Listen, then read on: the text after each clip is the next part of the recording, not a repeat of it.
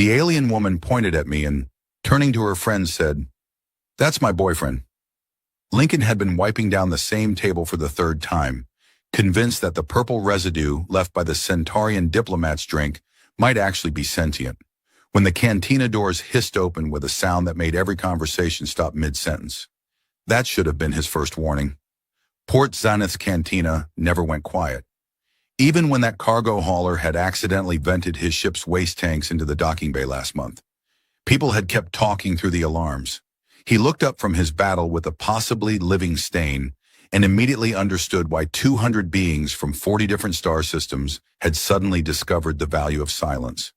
The woman who entered moved like she owned not just the room, but possibly the entire station and several neighboring planets. Her skin caught the light in a way that made Lincoln think of rubies held up to sunlight, all depth and inner fire, with silver markings flowing down her arms in patterns too deliberate to be random. She wore armor that had clearly seen actual use, not the decorative kind that diplomats favored, and carried herself with the easy confidence of someone who knew exactly how dangerous she was and felt no need to prove it. Her companions fanned out behind her with practiced precision, each equally imposing, equally armed, and equally focused on scanning the room like they expected trouble, and were mildly disappointed not to find it immediately. Lincoln counted 6 of them, then 7, then stopped counting because the woman in front, the one with skin like flowing ruby, had locked eyes with him from across the cantina with an intensity that made his survival instincts start screaming in languages his translator implant couldn't process. He had approximately 3 seconds to wonder what he'd done wrong, catalog every poor life choice that had led him to Port Zenith, and remember that his employee handbook definitely hadn't covered what to do when alien warriors single you out for unknown reasons, before she crossed the distance between them. 4 strides. She covered the entire cantina in 4 purposeful strides, her hand warm and surprisingly gentle as it closed around his wrist. And then she turned to her companions and announced in a voice that carried to every corner of the room, "That's my boyfriend." Lincoln's brain, which had been doing a reasonably good job keeping him alive for 26 years, chose that moment to completely abandon ship. He stood there cleaning cloth, still in hand, purple stain forgotten, trying to process the fact that this warrior woman, who he had definitely never seen before in his entire life, had just claimed him like a lost package at a shipping depot. Her friends erupted into chaos. They surged forward, speaking rapidly in a language that sounded like music, written for instruments that shouldn't exist. And Lincoln's translator implant started smoking. Actually smoking. A thin wisp of gray vapor rose from behind his left ear, where the device interfaced with his neural pathways. And he wondered distantly if that was covered under Port Zenith's absolutely terrible employee health plan. The woman, his apparent girlfriend, according to her anyway, pulled him close with a grip that suggested she could probably bend to steel if she felt like it, but was choosing to be careful with his significantly more fragile human bones. Her breath was warm against his ear as she whispered urgently, "Play along, please." Her voice cracked on the last word, just slightly, just enough for Lincoln to hear the desperation underneath the confidence. He turned his head to look at her properly and felt something in his chest do a complicated maneuver when he saw her eyes up close. They were amber, the kind of color that shouldn't exist in nature, but somehow did. And right now they were pleading with him in a way that her warrior's posture absolutely wasn't. Also, she had the longest ears he'd ever seen on anything vaguely humanoid, elegantly pointed and currently angled back in what his frantically rebooting brain identified as either aggression or anxiety, possibly both. Lincoln started, then stopped. Because what exactly did one say in this situation? His training for the cantina job had covered 17 different types of beverage service, 36 potential allergy conflicts, and basic first aid for species with unusual anatomies. But pretend to be the boyfriend of an alien warrior who looks like she could bench press a shuttle had not made the curriculum. One of her friends, deep violet skin, elaborate braids, smile sharp enough to cut glass, leaned in close and said something that made his failing translator implant produce the words "finally" and "worthy" before giving up entirely with a sound like a dying computer fan. Another companion, This one with silver hair and the kind of stoic expression that suggested she'd seen multiple wars and been unimpressed by all of them, clasped his shoulder with what was probably meant to be friendly enthusiasm, but felt more like being grabbed by a cargo loading arm. The ruby-skinned woman, his girlfriend apparently, he really needed to get her name, kept her arm around his waist, anchoring him in place while her friends circled like moons around a planet, asking questions he couldn't understand, and looking at him with expressions that ranged from excited to curious to cautiously approving. Through it all, she held him close, her grip just slightly too tight, her breathing just slightly too fast. And Lincoln realized with the clarity of someone whose day had gone so far off the rails that the rails were now in a different star system that she was terrified. Whatever this was, whatever desperate play she just made, she was absolutely terrified it wouldn't work. His supervisor, Krell, a Danubian with 6 arms and a perpetual expression of resigned disappointment, chose that moment to appear from the back office. He took in the scene with all 6 eyes, made a gesture that probably meant something profane in his native language, and said in perfect English, "Lincoln, if you're going to have a personal crisis, please do it after your shift ends." Lincoln said again, his vocabulary apparently reduced to single syllables. The woman tightened her grip on his waist, her thumb pressing against his spine in what might have been Morse code for, "Please don't ruin this." And Lincoln surprised himself by nodding. "Right," he said, finding his voice somewhere in the chaos. "Yes, girlfriend. That's what's happening here."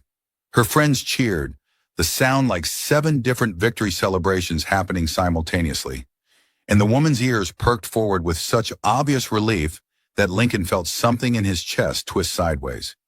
He still had absolutely no idea what he'd just agreed to, but he was apparently doing it anyway.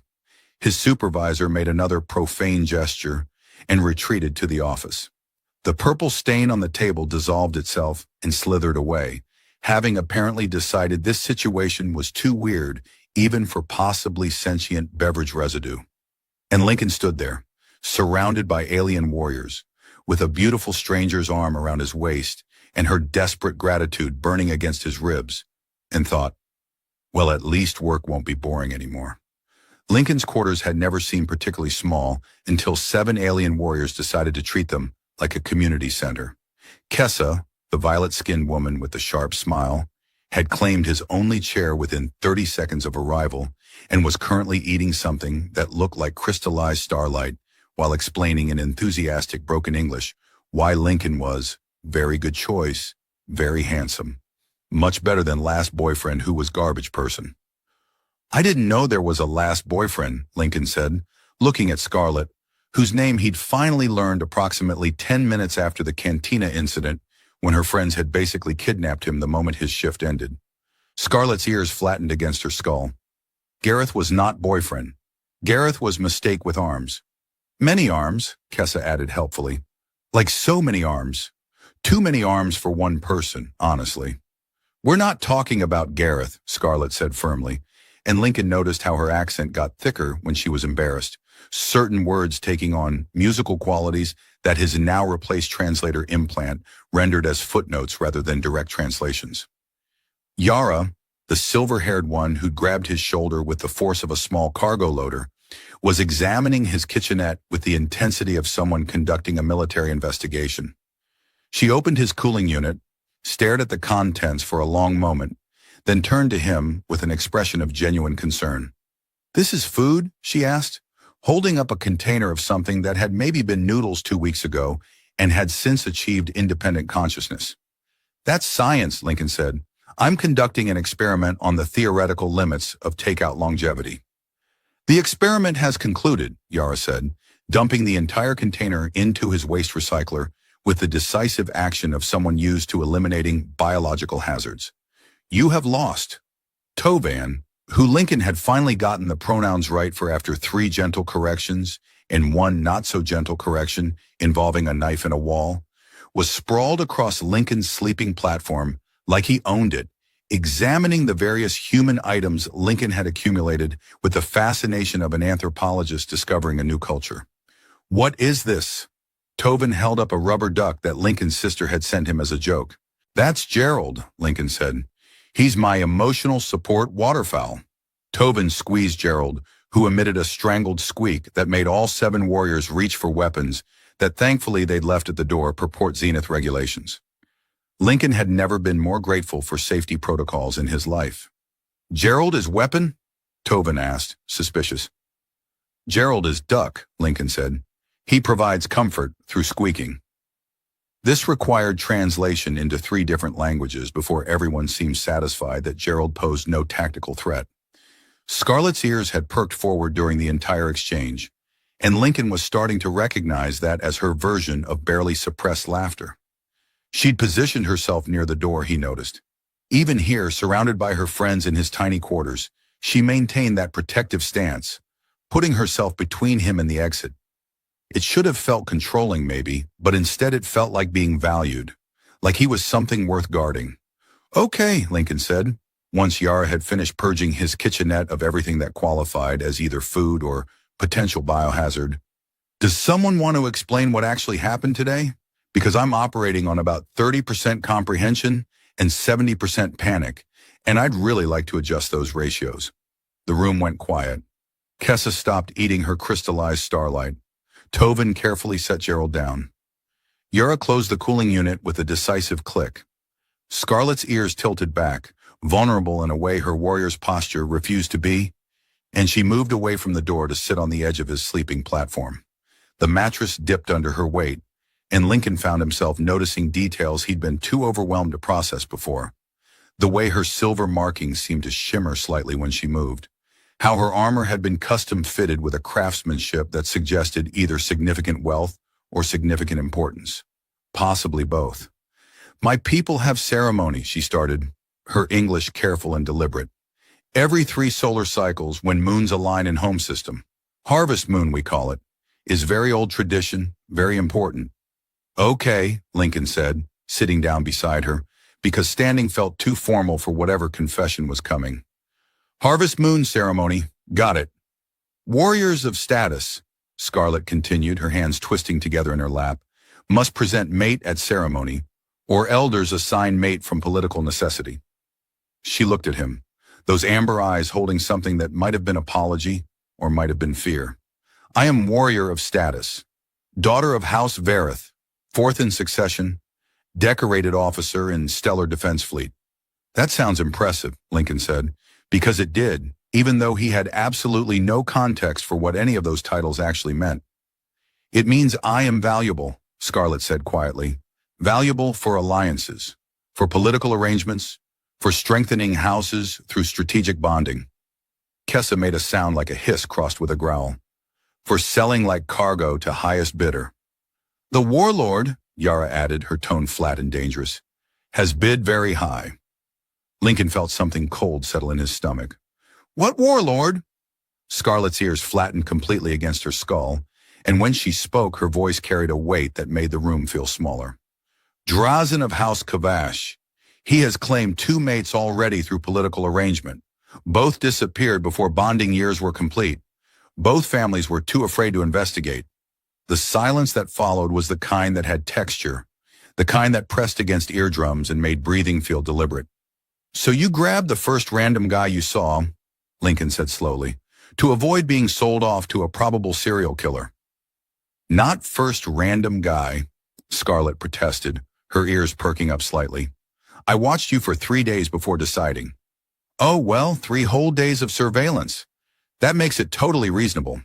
You were kind, Scarlett said, and her voice did something that made Lincoln's sarcasm die in his throat. I watched you help the Arcturian child find her parent. Watched you give extra food to the dock worker who could not pay. Watched you clean tables and smile at people who did not smile back. She met his eyes. You were kind when you thought no one was watching. That is rare. Lincoln opened his mouth, closed it, opened it again. He started, then stopped, because apparently his vocabulary still hadn't recovered from the day's events. Also, Kessa added cheerfully, you have very nice face, symmetrical, good bone structure. These things matter for political presentation. Thank you, Lincoln said. I think. Tobin squeezed Gerald again, filling the awkward silence with therapeutic squeaking. The ceremony is in 6 weeks, Scarlett said, pushing forward like she was charging into battle and needed momentum to survive it. I need to present you to my family, convince them you are real choice, legitimate mate. If they believe, Drazen's claim is void. If they do not believe, she trailed off, but the implication hung in the air like smoke. If they don't believe, you get sold off to the murder warlord, Lincoln finished. Probable murder warlord, Yara corrected, has not been proven in court of law. That's not actually reassuring, Lincoln said. Scarlett's hand found his, her fingers warm and slightly calloused, her grip gentle despite the strength he knew she possessed. I know this is insane, she said quietly. I know I have no right to ask this of you, but I am running out of time, and I am running out of options, and you looked at me like I was person, not asset. Her thumb traced patterns on his palm that might have been nervous habit or might have been deliberate distraction. Will you help me? Lincoln looked at her, really looked at her. This warrior woman with ruby skin and desperate eyes and ears that betrayed every emotion her face tried to hide. He thought about his tiny quarters in his minimum wage job and the fact that his most exciting life event before today had been successfully identifying 17 different types of beverage service. He thought about what kind of person grabbed a stranger to escape a fate worse than death, and what kind of person that stranger would have to be to say no. I'm going to need so much more information, he said finally, like an overwhelming amount of information. Flowcharts, maybe a presentation. Scarlett's ears perked forward, hope written in every angle. But yes, Lincoln continued, squeezing her hand back. I'll help you. Kessa cheered. Yara nodded with approval. Tovin made Gerald squeak in celebration, and Lincoln wondered what exactly he just agreed to, even as Scarlett's smile made him think that maybe, possibly, it might be worth finding out. The emergency boyfriend training began at 0600 station time, which Lincoln discovered was approximately 3 hours before any reasonable person should be conscious. Kessa had overridden his door lock, apparently a skill she'd picked up during what she vaguely referred to as the incident with the smugglers, and dragged him out of his sleeping platform with the enthusiasm of someone who genuinely enjoyed psychological torture. Today you learn to be proper Verithmate, she announced, shoving a cup of something hot and vaguely coffee-adjacent into his hands. First lesson, morning greeting ritual. Lincoln took a sip of the maybe coffee and immediately regretted every decision that had led to this moment. It tasted like someone had distilled engine coolant and added a hint of cinnamon for deception purposes. What is this? He gasped, his tongue attempting to file for independent statehood. Traditional morning beverage, Kessa said proudly, is called kava, very important in Verath culture. Shows you are a civilized person who appreciates refined things. It tastes like I'm drinking a shuttle exhaust pipe. Yes, very refined, Kessa agreed, missing his point entirely. The next hour involved learning a series of hand gestures that apparently conveyed everything from I honor your house to your culinary skills bring shame to your ancestors, with very little middle ground between the two. Lincoln kept accidentally mixing up the gesture for deep respect with the one for your mother smells of engine grease, which Kessa found hilarious and Yara found deeply concerning. You cannot tell House Verith matriarch that her mother smells of engine grease, Yara said, demonstrating the correct hand position for the 7th time. This will end relationship before it begins. Possibly will end your breathing privileges also. I'm not trying to insult anyone's mother, Lincoln protested, attempting the gesture again, and somehow producing what Kessa informed him meant. I question the legitimacy of your pet's ancestry. This is disaster, Yara muttered, making notes on a data pad with the grim efficiency of a military commander planning for inevitable defeat. Tovin arrived around 0800 with what he called cultural immersion materials, which turned out to be a collection of Verith entertainment media that ranged from incomprehensible to actively hostile to human psychology. They watched approximately 15 minutes of something that appeared to be a historical drama before Lincoln had to pause it. Why are they singing at the battle, he asked, watching armored warriors engage in what looked like mortal combat while maintaining perfect 4-part harmony. Is war opera, Tovin explained, like this was obvious. Very popular genre. Combines artistic expression with tactical demonstration. They're literally dying while hitting high notes. Yes is considered very moving, shows dedication to aesthetic even in face of death. Lincoln made a mental note to never, under any circumstances, attend a Verith theater performance. Scarlett appeared around midday, looking tired and carrying a data pad that she immediately thrust at Lincoln with the expression of someone delivering bad news. My mother sent preliminary questions, she said, her ears tilted back in what Lincoln had learned meant anxiety mixed with apology. For you to answer, before she arrives. Lincoln took the data pad and scrolled through the questions, his sense of doom increasing with each line. How do I demonstrate my understanding of stellar navigation as it relates to household management? What does that even mean? Means, can you plan efficient routes for family travel and supply acquisition? Scarlett said. Is practical skill important for mate of status? I can barely navigate the Port Zenith transit system without getting lost. We will work on this, Scarlett said, with the kind of optimism usually reserved for lost causes. The afternoon devolved into what Kessa cheerfully called speed cultural competency, which involved Lincoln being bombarded with information about Verith history, social structures, dietary restrictions, and an alarming number of rules about proper ear positioning during formal conversation. Wait, Lincoln said, holding up his hand to stop the avalanche of information. If someone's ears are tilted at 45 degrees, that means they're cautiously optimistic, but if they're at 47 degrees, that means they're plotting revenge? 46 degrees is plotting revenge, Yara corrected. 47 degrees is contemplating whether to have lunch. How is anyone supposed to tell the difference? Practice, Kessa said. Many years of practice. You have 6 days. Lincoln put his head in his hands. Scarlett sat down beside him, close enough that their shoulders touched, and her hand found his with the kind of casual intimacy that they'd somehow developed over the past 72 hours of forced proximity and shared panic. Is too much, she said quietly. I know is too much. We can stop. I can find other way. Lincoln looked at her, at the worry lines between her eyes and the way her ears drooped with guilt, and felt something shift in his chest. 3 days ago, she'd been a stranger. Now she was this person who brought him terrible kava every morning, who laughed at his jokes even when the translation didn't quite work, who touched his hand like it was something precious. What's the third question on your mother's list? He asked instead of answering.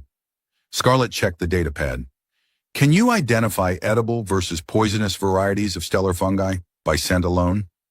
Absolutely not. This is also my answer, Scarlett admitted. I have failed this skill my entire life. Mother is very disappointed. Something about her deadpan delivery made Lincoln laugh. Really laugh. The kind that dissolved the tension that had been building in his shoulders all day. Scarlett's ears perked forward, and she started laughing too. And then Kessa joined in, and soon all of them were laughing at the absurdity of it all. Okay, Lincoln said, when he could breathe again. New plan. I'm not going to become a perfect Verith mate in 6 days, because that's literally impossible. But I can learn enough to be convincing, and I can be myself, which you apparently chose for a reason. Very good reason, Scarlett said, squeezing his hand. Best reason. What was the reason again? Tobin asked. Was very confusing at the time. He looked kind, Scarlett said simply, and I needed kind. The room went quiet, but it was the comfortable kind of quiet, the kind that wrapped around them like a blanket instead of pressing down like a weight. Also the face symmetry, Kessa added, because apparently she couldn't let a moment stay serious. Very important, the face symmetry. Right, yes, thank you for reducing me to geometric proportions, Lincoln said, but he was smiling. Yara cleared her throat. We should discuss the arrival protocol. House Verith ship will dock in 6 days. You will need to greet matriarch with proper ceremony, present gifts of appropriate value, and survive preliminary inspection without insulting anyone's mother or pet. The bar is set remarkably low, Lincoln observed. The bar, Yara said seriously, is exactly where it needs to be for success. They spent the rest of the afternoon planning, Kessa taking notes with the kind of military precision that suggested she'd done this before, Tobin offering increasingly creative suggestions for gifts that range from practical to completely illegal, and Yara constructing what she called a failure mitigation strategy that assumed Lincoln would make at least 17 mistakes and planned accordingly. Scarlett stayed close the entire time, her presence a constant warm point against his side, her hand finding his whenever the planning got overwhelming, her ears doing that forward tilt thing that meant she was happy even when her face stayed serious. At some point, Lincoln realized he'd stopped thinking of this as a favor for a stranger and started thinking of it as something he wanted to do. Not just to save her from Drazen, though that was certainly motivation enough, but because somewhere between the terrible kava and the war opera and the speed cultural competency, he'd started to care what happened to this fierce, desperate, occasionally ridiculous warrior woman who'd chosen him out of everyone on Port Zenith. "Hey," he said quietly, while Kessa and Tobin argued about the symbolic significance of various gift options. "We're going to make this work." Scarlett's ears perked forward, and her smile could have powered the entire station. "Yes," she said, "I think maybe we will." And for the first time since this whole insane situation started, Lincoln actually believed it. House Vareth's ship arrived exactly on schedule, which Lincoln had learned was a cultural value that bordered on religious conviction. The vessel occupied Premium Berth 7 with the kind of elegant authority that made every other docked ship look like they were parked incorrectly. Lincoln stood on the observation deck with Scarlett, watching the boarding ramp extend with mechanical precision, and tried to remember how to breathe like a normal person. "Your hands are shaking," Scarlett observed, though her own ears were tilted so far back they were practically horizontal. "Your ears are doing the panic thing," Lincoln countered. "Is not panic, is strategic concern." "Right, and my hands are doing strategic trembling." Kessa appeared at Lincoln's other side, shoving something small and metallic into his palm. "Take this. Is emergency translator boost. If conversation goes very wrong and you need to understand complex insults, press button." "That's not reassuring," Lincoln said, pocketing the device anyway. "Nothing about this is reassuring," Kessa agreed cheerfully, "but we proceed anyway, like warriors." The boarding ramp finished extending, and for a long moment nothing happened. Then a figure appeared at the top, backlit by the ship's interior lighting in a way that was almost certainly deliberate staging. Lincoln's first impression of Vera, matriarch of House Vareth, was that she looked exactly like Scarlett would in 30 years if Scarlett spent those years conquering star systems before breakfast. She descended the ramp with measured steps, her ruby skin a deeper shade than her daughter's, silver markings more elaborate and definitely indicating rank that Lincoln couldn't begin to parse. Her ears were long and elegant, currently angled forward in what he desperately hoped was curiosity rather than predatory assessment. Scarlett stepped forward, executing a formal bow that Lincoln had practiced approximately 600 times over the past 6 days.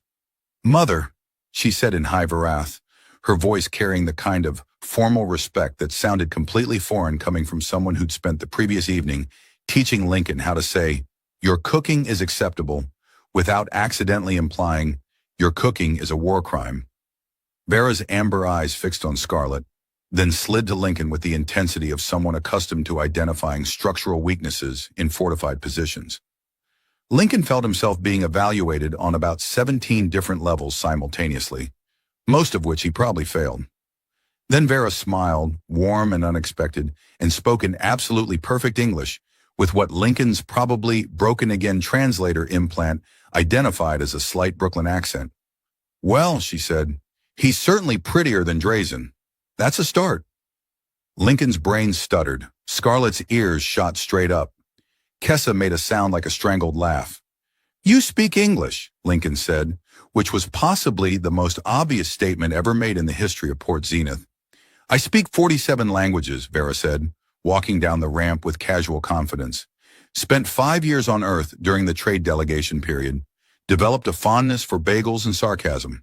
She stopped directly in front of Lincoln, close enough that he had to tilt his head back slightly to maintain eye contact.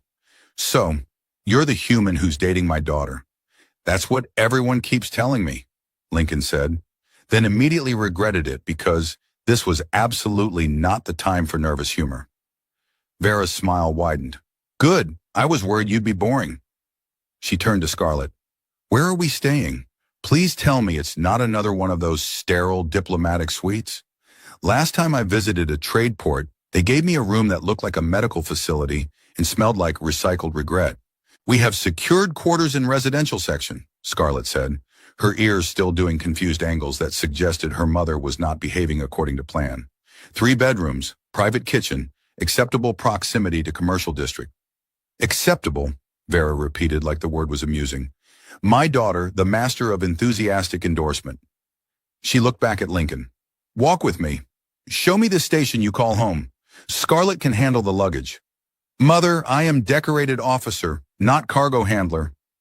And yet you're fully capable of doing both, Vera said, already walking toward the main concourse. Come, Lincoln. Let's discuss your intentions regarding my daughter's future. Lincoln shot Scarlett a look of pure panic. Scarlett's ears did an apologetic tilt. Kessa gave him a thumbs up, which was a gesture she'd learned from him 3 days ago and had been using incorrectly ever since. He jogged to catch up with Vera, who had already made it halfway down the concourse and was examining the various storefronts with the interest of someone cataloging tactical information. You're wondering why I'm not interrogating you about your worthiness, Vera said without looking at him. The thought had crossed my mind. I did that already. Had my security team run a complete background check the moment Scarlett sent word she'd chosen a mate? Know all about your employment history, your family on Earth, that unfortunate incident with the Arcturian food poisoning. Lincoln felt heat rise in his face. That was one time, and the medical report clearly stated that you have an admirable tolerance for gastrointestinal distress. Yes, I read it. Vera stopped in front of a shop selling bioluminescent plants. These are nice. Do they survive in standard atmosphere? Some varieties? The blue ones need high humidity. Vera moved on and Lincoln scrambled to keep pace. Tell me, Lincoln, do you love my daughter? The question hit like a physical blow. Lincoln opened his mouth, closed it, tried to organize thoughts that had been carefully avoiding that particular topic. He started. We've only known each other for 6 days. That's not what I asked. They passed a viewport showing the docking bay, where Scarlett was directing the unloading of cargo with the kind of precision that suggested she was absolutely in her element.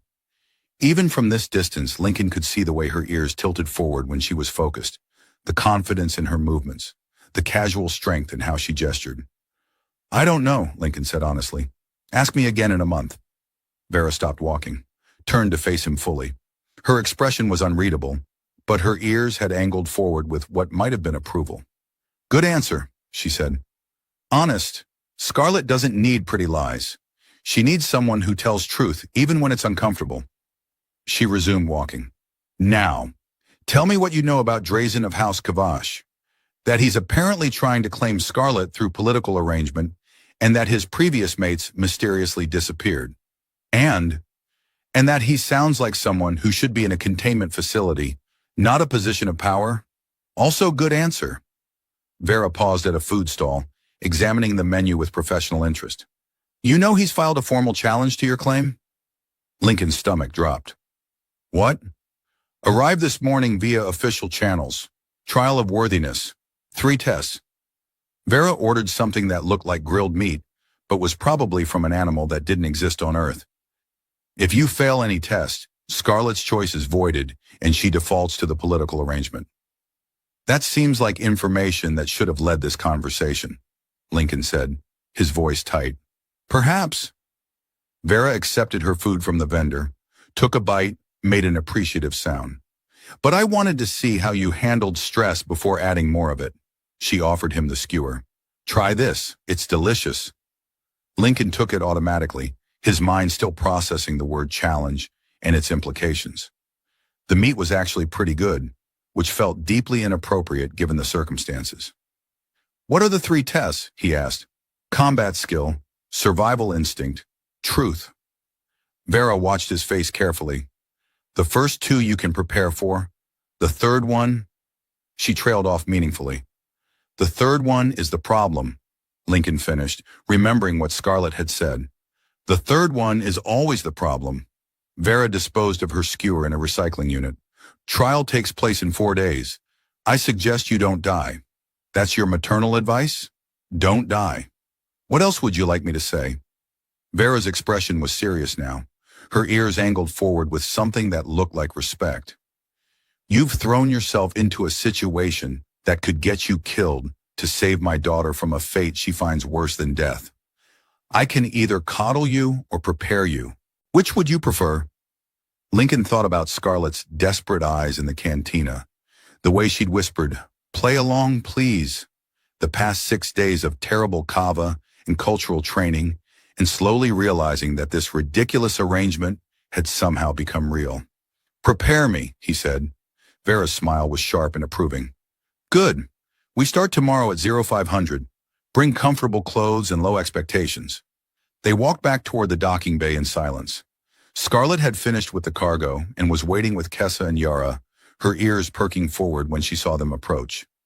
"How was the interrogation?" she asked Lincoln quietly. "Your mother ordered street food and told me I'm probably going to die." "Ah, the traditional greeting then." Vera clapped her hands together. "Right. Who wants to show me these quarters? I need to inspect them for adequate defensibility and proper sightlines." "Mother, they are residential quarters, not military installation." "Everything is military installation with proper mindset," Vera said, already walking. "Come. Also, I'm hungry again. Someone find me more of that grilled whatever it was." Scarlett fell into step beside Lincoln as they followed her mother through the station. "I am sorry," she said softly, "about challenge, about all of this." "Hey," Lincoln said, catching her hand. "I signed up for fake boyfriend duty. Apparently that includes not dying in ritual combat. It's fine." "Is not fine, is dangerous and unfair, and I'm still here," Lincoln interrupted. "Still doing this. Still," he paused, looking for the right word, "still invested in how this turns out." Scarlett's ears did that forward tilt that meant happiness, and her fingers tightened around his. Ahead of them, Vera was loudly critiquing Port Zenith's security protocols to a bewildered station guard. "Your family is a lot," Lincoln observed. "Yes," Scarlett agreed, "is warning I should have given earlier." "Add it to the list," Lincoln said, and meant it as a joke, but Scarlett's expression went soft in a way that made his chest do complicated things. "Thank you," she said quietly, "for still being here." "Where else would I be?" Lincoln asked, and realized somewhere between the question and her smile that he actually meant it. The combat test turned out to be less about actual violence and more about what the officiator called strategic demonstration of tactical superiority, which Lincoln suspected was fancy terminology for try not to get immediately destroyed. The arena was a converted cargo bay that someone had filled with obstacles, weapons racks, and approximately 200 spectators who'd apparently heard that a human was going to fight a warlord and decided this was premium entertainment. Drazen stood on the opposite side of the arena, and Lincoln's first coherent thought was that this was deeply, catastrophically unfair. The warlord was easily 7 feet tall, built like someone had designed a tank and then given it anger management issues. His species had natural armor plating that Lincoln's briefing materials had cheerfully noted was resistant to most conventional weapons and several unconventional ones. "You are very small," Drazen observed, his voice like gravel being processed through a malfunctioning speaker system. "You are very tall," Lincoln replied, because apparently his survival instincts had fully abandoned him. "Must be hard finding pants." Scarlett made a strangled sound from the observation area. Vera laughed outright. The officiator, a Danubian with even more arms than Lincoln's supervisor, explained the rules in 3 languages simultaneously. Lincoln caught approximately 60% of it, which boiled down to retrieve the objective marker from the center of the arena, hold it for 30 seconds, try not to die in the process. "Combatants ready," the officiator announced. Lincoln looked at the weapons rack, then at Drazen, then at the objective marker sitting on a raised platform in the center of the arena, surrounded by obstacles that looked designed to cause maximum inconvenience. "Begin!" Drazen charged forward with the subtlety of a cargo hauler with failed brakes. Lincoln dove sideways, rolled behind a barrier, and immediately began what Vera had called tactical repositioning, and what was actually just running away with purpose. The crowd made appreciative noises. Lincoln suspected they were appreciating his impending doom. He grabbed a weapon from the rack, something that looked vaguely like a staff, and immediately realized it was approximately 3 times heavier than it should be for something wooden. Probably metal. definitely calibrated for species with better upper body strength than humans who'd spent the last year lifting nothing heavier than beverage trays. Drazen smashed through the barrier Lincoln had been hiding behind. Splinters flew everywhere. "Stand and fight," Drazen bellowed. "That seems like a bad strategy from my perspective," Lincoln called back, already moving to the next obstacle. What happened next could generously be called combat, and more accurately described as Lincoln running in increasingly creative patterns, while Drazen destroyed everything he'd been standing near. But Lincoln had spent 3 years in college playing competitive strategy games, and he'd learned something important. You didn't need to be stronger if you could be smarter. He led Drazen on a chase through the obstacle course, watching how the warlord moved, noting the slight favor of his left leg, the way he telegraphed his charges by dropping his shoulder. And most importantly, Lincoln noticed that Drazen was focused entirely on him and not at all on the objective marker. On his fourth circuit around the arena, Lincoln feinted left, Drazen committed to the intercept, and Lincoln pivoted hard right, sprinting for the center platform. He could hear Drazen's roar of frustration behind him, could hear the heavy footfalls gaining ground, but Lincoln had momentum and 3 obstacle courses worth of head start. He reached the platform, grabbed the objective marker, and Drazen's hand closed around his ankle. For a horrible moment, Lincoln thought this was it. Game over. Failed the first test. Then his brain caught up with the rules. Hold the marker for 30 seconds. Didn't say anything about where you had to hold it. "Sorry about this," Lincoln said, and smashed the heavy staff against Drazen's armored knuckles. It didn't hurt the warlord, but it surprised him enough that his grip loosened. Lincoln yanked his leg free, scrambled up the platform, and held the marker over his head. 29, the officiator counted. 28, 27. Drazen charged the platform. Lincoln jumped to a connecting obstacle beam, balancing with the kind of terror-induced coordination he'd never managed in gym class. 19, 18, 17. "This is not honorable combat," Drazen snarled, trying to follow Lincoln onto the beam, and discovering that 7 feet of armored warlord had very different balance requirements than a panicked human. "This is strategy," Lincoln called back, wobbling but staying upright. "I read your file. You prefer direct confrontation, so I'm giving you literally anything except that. 12, 11, 10.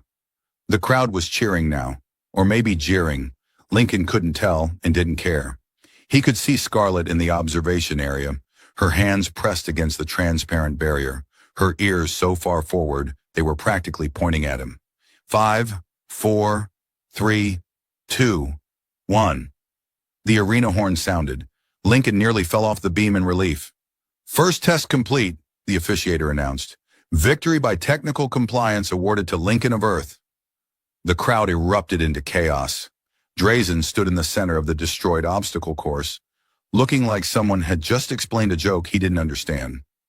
Vera was laughing so hard she had to sit down. Scarlett met Lincoln at the arena exit, and he'd barely made it through the doorway before she wrapped her arms around him with enough force to crack ribs. "You insane person," she said into his shoulder. "You beautiful, insane, ridiculous person. I have no upper body strength and a healthy sense of self-preservation?" Lincoln gasped, pretty sure at least one of his ribs had actually cracked. "It was literally my only option." She pulled back enough to look at him, her eyes bright and her ears doing that happy forward tilt. "You made Warlord look stupid in front of entire assembly." "I made myself look terrified in front of entire assembly." "Yes," Scarlett agreed, "but you won while doing it." The survival test happened the following day, and Lincoln was still sore from the combat test when they loaded him into the simulation chamber. The officiator explained that he would be placed in a hostile environment scenario and needed to survive for 2 hours, while the system attempted to kill him in creative ways. "Define creative," Lincoln said. "You will see," the officiator said, which was not reassuring. The simulation materialized around him, and Lincoln found himself standing in what looked like a frozen wasteland, with the kind of wind that cut through clothing and made breathing feel optional. His environmental suit, standard issue for the test, was supposed to protect him from the worst of it, but Lincoln could already feel the cold seeping through. A holographic display appeared in his vision, counting down from 2 hours. Then the terrain started shifting. Lincoln spent the next 120 minutes discovering new and exciting ways to almost die. The ice beneath his feet cracked open, revealing chasms that definitely weren't there a moment ago. The wind picked up to speeds that would have launched him into orbit if he hadn't anchored himself to a rock formation. Something that looked like a predator but was probably just malicious code stalked him through a canyon. But Kessa had spent 3 days drilling him on survival protocols, and Yar had made him memorize emergency procedures for 17 different environmental disasters, and somehow, impossibly, Lincoln stayed alive. When the timer hit 0 and the simulation dissolved, he collapsed onto the actual floor of the chamber, shivering and exhausted and alive. "Second test complete," the officiator announced. "Pass by survival." Scarlett was there again, helping him up, wrapping a thermal blanket around his shoulders, her touch gentle and her ears tilted back with worry. "One more," she said quietly. "Just one more." "The truth won," Lincoln said, his teeth chattering. "The truth won," Scarlett confirmed, and something in her expression made Lincoln's stomach clench, despite the hypothermia.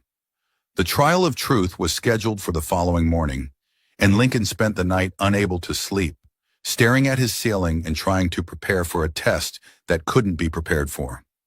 Scarlett sat with him until late, her presence warm and solid beside him, neither of them talking about what happened if he failed. When dawn came, they walked to the official assembly chamber together, their hands linked. The chamber was filled with representatives from both houses, all formal robes and serious expressions. Vera sat at the high table, her face carefully neutral. Drazen stood to one side, his expression smug.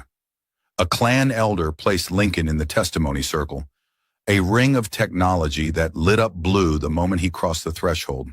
The questions started simple: his name, his homeworld, his occupation, and the circle glowed blue for each truth. Then Drazen's advocate stepped forward, and Lincoln knew this was it. "Did you know Scarlett before she claimed you as her mate?" "No." Blue: "Were you paid or coerced to participate in this arrangement?" "No." Blue: "Do you understand the permanent nature of a harvest moon bonding?" Lincoln hesitated. The circle flickered. "I understand it's permanent. I don't understand all the cultural implications." Blue: The advocate smiled. "Do you love Scarlett of House Verith?" The chamber went silent. Lincoln looked at Scarlett, standing with her mother, her ears pressed flat against her skull, her eyes pleading with him. Not to lie, he realized, but to not hurt himself by lying. He thought about 6 days that felt like 6 years, about terrible kava in war operas and learning to read emotions in the angle of ears, about the way she touched his hand like it was precious, about how she'd whispered thank you for still being here, like he'd given her something valuable just by existing. He thought about what love actually meant, and whether 6 days was long enough to know, and realized that maybe it wasn't about time at all. "Yes," Lincoln said, his voice steady. "I do." The circle blazed blue, so bright it hurt to look at, so obviously true that the entire chamber gasped. Scarlett's expression cracked completely, tears streaming down her face as the assembly erupted, and Lincoln stood in the circle of truth, his heart pounding, and knew he'd just changed everything. The circle's light faded slowly, like it wanted to give everyone time to process what had just happened. Lincoln stood frozen in the testimony ring, his confession still hanging in the air like smoke, while the assembly chamber descended into chaos that felt both ceremonial and completely unhinged. Vera rose from her seat at the high table, and the room fell silent with the kind of immediate obedience that suggested people had learned through experience not to ignore her. "The trial of worthiness is complete," she announced, her voice carrying authority that could probably be heard in neighboring star systems. "Lincoln of Earth has passed all 3 tests. Drazen of House Kavash, your challenge is void." Drazen looked like someone had just explained mathematics to a particularly angry boulder. His advocate whispered something urgently in his ear, but the warlord just stood there, staring at Lincoln with an expression that cycled through disbelief, rage, and finally something that might have been grudging respect. "The human cheated," Drazen said, but there was no real conviction in it. "The human won," Vera corrected. "There's a difference." She looked at Lincoln, and her smile was sharp enough to cut through hull plating. The political arrangement between House Varath and House Kavash is hereby terminated. Permanently. Drazen's jaw worked like he was chewing through several different responses before settling on a grunt that could have meant anything. He turned and left the chamber, his entourage scrambling to follow, and Lincoln discovered he could breathe again. Then Scarlet was moving, crossing the chamber floor with complete disregard for protocol, and Lincoln barely had time to step out of the testimony circle before she reached him. She kissed him in front of the entire assembly, her hands framing his face, her touch desperate and relieved, and something else that made his chest feel too small for his heartbeat. The chamber erupted into applause, and what Lincoln's translator implant identified as congratulatory whooping in 7 different languages. When Scarlet finally pulled back, her eyes were still wet, and her ears were doing complicated angles that suggested she was experiencing every emotion simultaneously. "You meant it," she said, barely audible over the noise. "In the circle. You meant it." "The circle doesn't let you lie," Lincoln pointed out, his hands settling on her waist like they'd been doing it for years instead of days. "I know. That is why—" She stopped, her voice catching. "I did not expect this. Did not expect you." "Yeah, well," Lincoln said, "I didn't expect to get fake boyfriend drafted by a warrior woman in a cantina. But here we are." Kessa appeared from somewhere in the crowd, threw her arms around both of them, and shouted something in her native language that made half the assembly laugh and the other half look scandalized. Yara followed with slightly more decorum, offering Lincoln a nod that he'd learned meant approximately, "You have exceeded my extremely low expectations, and I am pleased." Tovin just held up Gerald the emotional support duck. Somehow he'd smuggled it into the official assembly and made it squeak in celebration. Vera descended from the high table with the casual authority of someone who'd probably descended from significantly more dramatic places in her career. "So," she said, looking between Lincoln and Scarlet with an expression that managed to be both amused and calculating. "We have 3 days until the Harvest Moon ceremony. I assume you're both still planning to participate?" Lincoln and Scarlet looked at each other. Neither of them had actually discussed what happened after the trial, probably because they'd been too focused on Lincoln surviving it. "The ceremony," Lincoln said slowly, "that's the permanent neural bond thing? 3 days of ritual, extensive family gatherings, ceremonial food that will make you question the existence of a benevolent universe, and yes, at the end, a permanent empathic bond that links you for the rest of your lives," Vera confirmed. She was watching them carefully, her ears angled forward in assessment mode. "No pressure, though." "Mother," Scarlet said warningly. "What?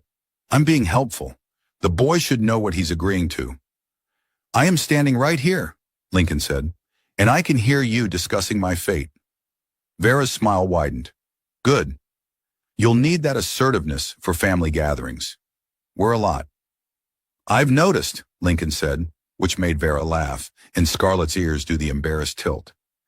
They escaped the assembly chamber eventually, Scarlet practically dragging Lincoln through the corridors of Port Zenith until they reached the observation deck.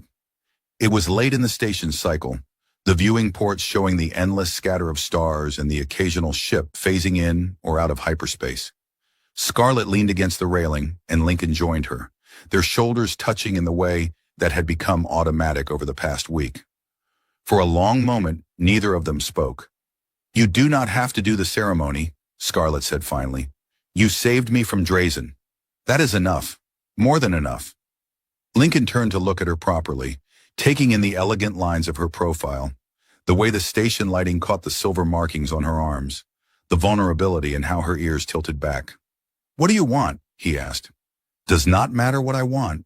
I already asked too much of you." "Scarlet." Lincoln waited until she looked at him. "What do you want?" Her ears did a complicated flutter, and when she spoke, her voice was barely above a whisper. "I want you to stay. Want this to be real. Want—" She stopped, took a breath. "Want you." Something in Lincoln's chest settled into place, like a piece of machinery finally clicking into its proper alignment. "Okay," he said simply. "Okay?" Scarlet repeated, her ears perking forward with hope and confusion. "Just okay?" "Just okay," Lincoln confirmed. I mean, you're going to have to explain the neural bond thing in significantly more detail, and I have questions about the terrible ceremonial food, and I absolutely need to know if your family has any other surprise warlords waiting in the wings. But yeah, okay. Scarlett made a sound that was half laugh, half sob, and kissed him again, softer this time, like they had all the time in the universe, which Lincoln supposed they kind of did now. The bond, Scarlett said when they broke apart, means we feel each other's emotions. Not thoughts, not words, just feelings. Happiness, fear, love, anger, all of it shared. That sounds terrifying and intimate and possibly the worst idea for someone who gets anxious about everything. Yes, Scarlett agreed, is all of those things. Lincoln thought about it, about having another person that close to his emotional state, about Scarlett feeling every spike of panic and moment of doubt. Then he thought about feeling her happiness, her relief, her affection, all the things her expressive ears already told him anyway. "What's the ceremonial food situation?" he asked. Scarlett's laugh was bright and unguarded. "Terrible, truly terrible. There is dish made from fermented stellar kelp that tastes like regret smells. That's horrifying. Yes, and you must eat it and pretend it's delicious or offend 3 generations of ancestors. Your culture is deeply committed to suffering, isn't it?" "Is character building," Scarlett said solemnly, then ruined it by grinning. They stood there on the observation deck, watching a transport ship begin its docking sequence, and Lincoln felt something shift in how he understood his own life. A week ago, he'd been wiping tables and serving drinks and thinking that was all there was. Now he was planning a bonding ceremony with an alien warrior woman, had somehow survived ritual combat through creative cowardice, and was apparently going to spend the rest of his life connected to someone who made him want to be braver than he actually was. "Hey, yeah," he said, "I should probably quit my job at the cantina." Scarlett's ears perked forward with delight. "You are only now thinking of this?" "I've been slightly busy not dying." "Fair point." She laced her fingers through his. "What will you do instead?" Lincoln hadn't actually thought about it. He'd been so focused on surviving the immediate crisis that he hadn't considered what came after. "I have no idea," he admitted. "My main skill set is beverage service, and apparently creative strategy under pressure." "You could work for House Verith," Scarlett suggested. "We always need people who think differently, who see solutions others miss." "Is that what I did?" "You made Drazen look foolish, using only running away and architectural awareness." "Yes, that is thinking differently." Lincoln considered this. The idea of having a purpose beyond minimum wage and table wiping. The possibility of actually mattering in some small way to something larger than himself. What would that even look like? "Whatever you want it to look like," Scarlett said. "That is benefit of being mate to 4th in succession. You have options now." "Pretty sure I had options before. They were just all terrible." "Then now you have better options," Scarlett amended, squeezing his hand. They watched another ship phase into hyperspace, its engines leaving brief trails of light against the dark. Lincoln thought about his small quarters and his terrible employee health plan and the purple stain he'd been fighting on his 3rd day of work. He thought about Scarlett's friends treating his apartment like a community center, about learning to read emotions in ear angles, about Vera's casual mention of bagels and Brooklyn. 3 days, he said, 3 days to prepare for forever. "Is not enough time," Scarlett said softly. "Probably not." Lincoln turned to face her fully, his hands finding hers. "But I don't think any amount of time would feel like enough, so we might as well start now." Her smile could have powered the entire station, bright and genuine and full of something that Lincoln's brain finally caught up enough to recognize as love. Not the dramatic sweep you off your feet kind from movies, but the quieter kind that built itself in shared terrible kava and late-night conversations and choosing each other again and again, despite every reasonable objection. "You are a very strange human," Scarlett said. "You pointed at a random stranger in a cantina and claimed him as your boyfriend," Lincoln countered. "You don't get to call anyone strange." "Fair point," Scarlett conceded and kissed him again. And Lincoln thought that maybe getting fake boyfriend drafted was the best thing that had ever happened to him. The ceremony 3 days later was exactly as terrible and wonderful as advertised. The fermented stellar kelp tasted like despair had achieved sentience and decided to assault his taste buds. Scarlett's extended family asked approximately 6,000 questions, most of which Lincoln answered poorly. The rituals involved more standing than any human spine was designed for, and at one point someone tried to explain the symbolic significance of ceremonial blade presentation, and Lincoln's translator implant just gave up and played elevator music instead. But Scarlett was there through all of it, her hand in his, her ears doing happy angles whenever she caught him looking. Kessa cried during the actual bonding, which she later claimed was allergies despite the station's perfect air filtration. Yara gave a speech about tactical partnerships that was somehow both touching and vaguely threatening. Tovan made Gerald squeak at appropriate moments, which several elder family members found either delightful or deeply offensive, depending on their sense of humor.